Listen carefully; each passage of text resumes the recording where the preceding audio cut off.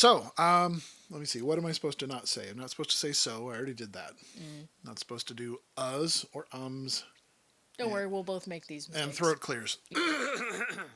Hello! We just got out of a screening of the 1978 romantic drama Ice Castles. Ice Castles. Have you ever seen that before? I have never seen it before. Yeah, I saw it a while back. I don't actually have a lot of memories of it because I'm not a girl. And so... Was this a girly movie? Well, it's when I was a young boy, I'm not thinking about like female ice skating. Like it's not something I'm interested in. Well, that's fair. It really isn't, But- But I was really kind of amazed by it for a few reasons. It was very real. There's a small town with this young girl, Alexi, and she has natural skating talent. Her dad doesn't really want her to leave. Her local trainer, who used to have fame and glory years ago, wants to pour into her. I like her. And she's pretty blunt and pretty Yes. real. Alexi does a skating competition and catches the eye of a Olympic trainer. And so this new trainer lady sees potential in her, but she's kind of hard about it. But she does believe in her. She is trying to get her going. She eventually goes and does a great job at a competition. And even though the judges aren't favoring her, the audience loves her. Yeah. And she starts to become a media darling. It's kind of like with movies, how the audience loves it and then the critics hate it. It gives you time to live with the characters. And it holds on their reactions. Tom Skerritt, who plays the dad, who the next year would star in the movie Alien, he plays the dad of the young girl in this movie, and he is battling his own demons in it. It's heartbreaking, but you understand him. He's not just stubborn or... Yeah, you're not hating on the guy immediately. You hear what he has to say, and then you're mad at it, and then when you hear his reasoning, then you're just like, oh, I feel bad for you now. And with this, you've got some pretty flawed people. You know, the dad is flawed. The original trainer, with the unfortunate character name of Beulah. Ferris Bueller. No, Beulah. But let's not focus on that. She gives a lot of tough love to this young girl. At least to me, that's a lot of pressure on a 16-year-old. The fact that she was put in front of TV at 16 years old, first waking up from her bed, the fact that she was... Also, the amount of pressure that she put on her. She pretty much tells her, like, I could drive you home right now. That is just a lot of pressure on a 16-year-old girl. The thing that I got out most of it was the concept of tough love. And tough love is different than negative reinforcement. With negative reinforcement, it actually can turn into just belittling someone. Yeah, it can turn into something that's akin to abuse. Yes, exactly. And so with tough love, it's encouragement, but also pushing the person to do better. A bit of a hard pill to swallow for your generation, I think. I think it was a mix of us kind of not being allowed to do things, for one, two, kind of being left to our own devices, so there's no direction, and three, a lot of positive reinforcement and nothing else. That's interesting, because I was raised on hose water and neglect. Yeah, nobody was watching to see if you were safe. You went off and did a whole lot of things, and, you weren't so helicopter parent hovering. You were free-range people. Yeah, we were wrapped in bubble wrap at the age of born. This movie is a tough watch because there is a tragic moment in the movie that alters her character in such a way that she's really defeated and legitimately, understandably, reasonably so. No one would fault her for not pursuing, giving up and not pursuing anything anymore. She actually wallows. I was wondering when she was going to recover, but to be honest, it's awesome that she didn't, because she overcame it despite all odds. She did have a moment where she fell again, and she still got back up, and everyone still cheered. That's what people need. If they stay stuck in the awfulness of the situation, they won't get back up. And that's why people need support. The very big difference between how she was living when she was, like, getting really popular and then after the accident, She was surrounded with just toxic people around her and she had no support. She was alone. And then the second half, she had people pushing her, loving on her, giving her hugs. They were coming alongside her instead of Yeah. making her a showpiece. It's a really unfortunate thing in life where you have to weed out people you're surrounding yourself with. You can be around really, really supportive people that have your back at every turn, but if they're not having your back on the good things and they're letting go of the bad things, they're not helping you. They're actually making you worse. That scene where she was at her lowest just felt like I was watching a tragedy rather than like a sports movie about skating.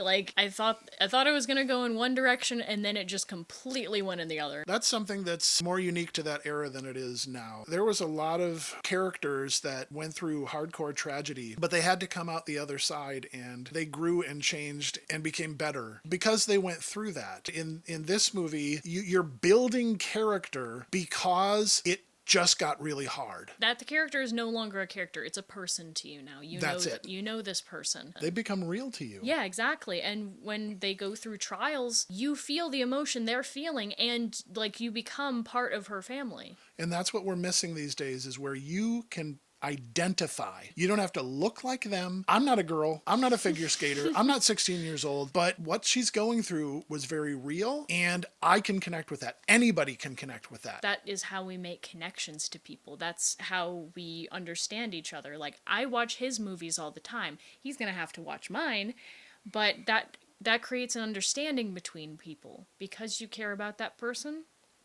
You care about that thing. And it'll hit you in a different way because you care about that person.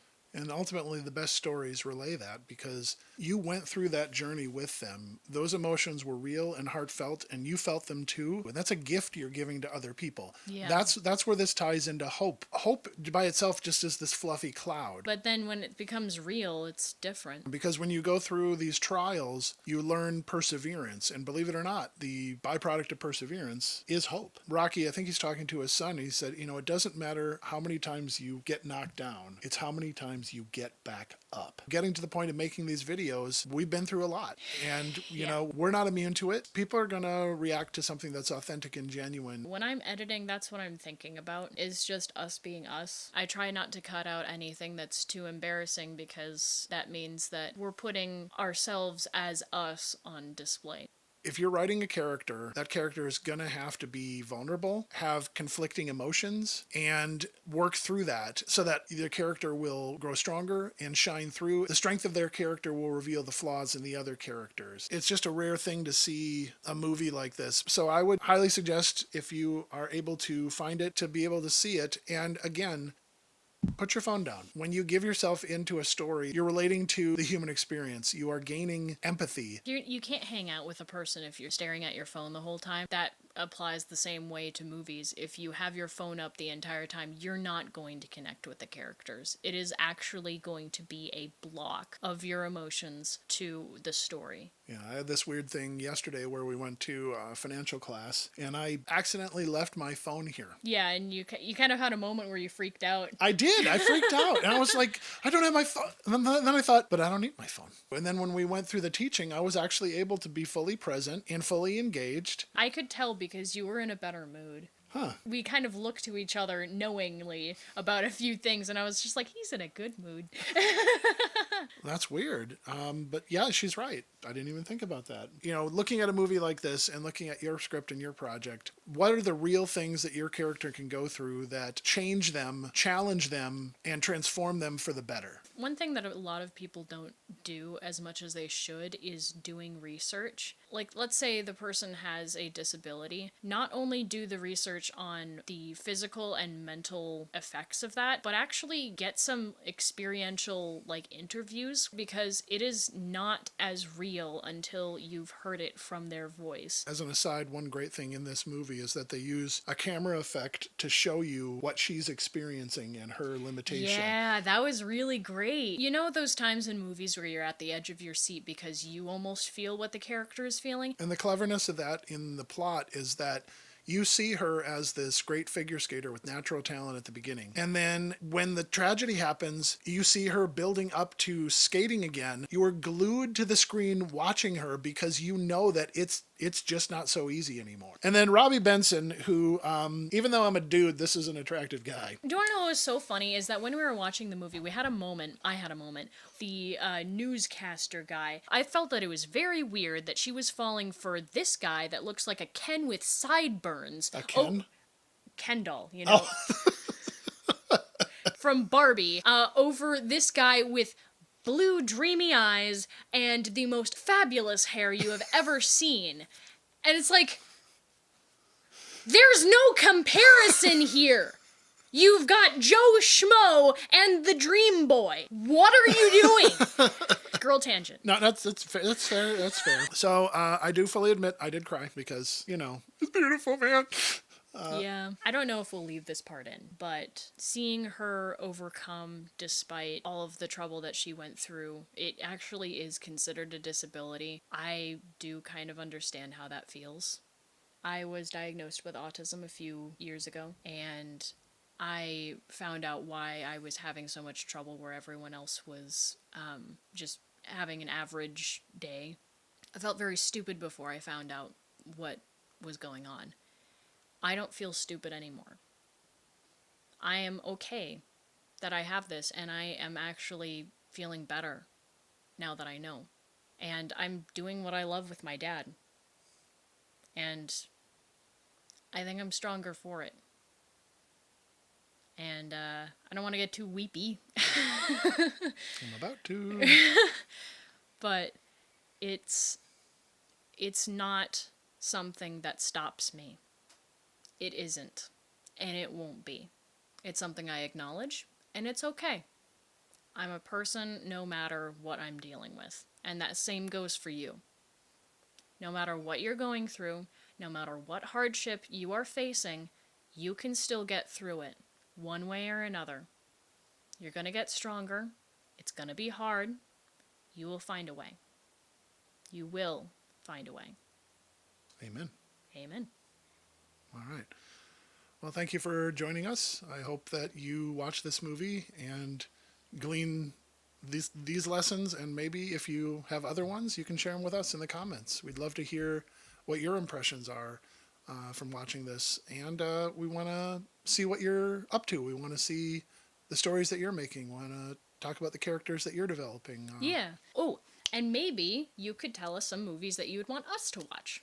Yeah, we'd love that, because we're eventually going to run out of ideas because we're human. Yes. And so we are very limited, so we would like other suggestions. If you're wanting to orient your choices of movies towards what we would actually pick, that's what you're... Filter. So be encouraged, and we will see you very soon. Bye. Bye. Wish this was on Blu-ray. It probably is, but no, it costs so much you can't get it. Where do you think people would be able to find this movie? Because it's made in the 70s and... Well, I got it on Amazon, but I don't know when. Oh, okay. But yeah, it's not one that you're going to probably find on streaming. You kind of have to look for it. I don't know, maybe your library has it. I don't know. It's weird how cultural things are now becoming hard to get. Like That's pretty. Tons of people knew about this movie. Its song was nominated for an Academy Award, okay? It's not like this movie was not known. It's just so weird to me that something that's that culturally relevant just died away. Yeah. Anyway. All right. Cool. Fun.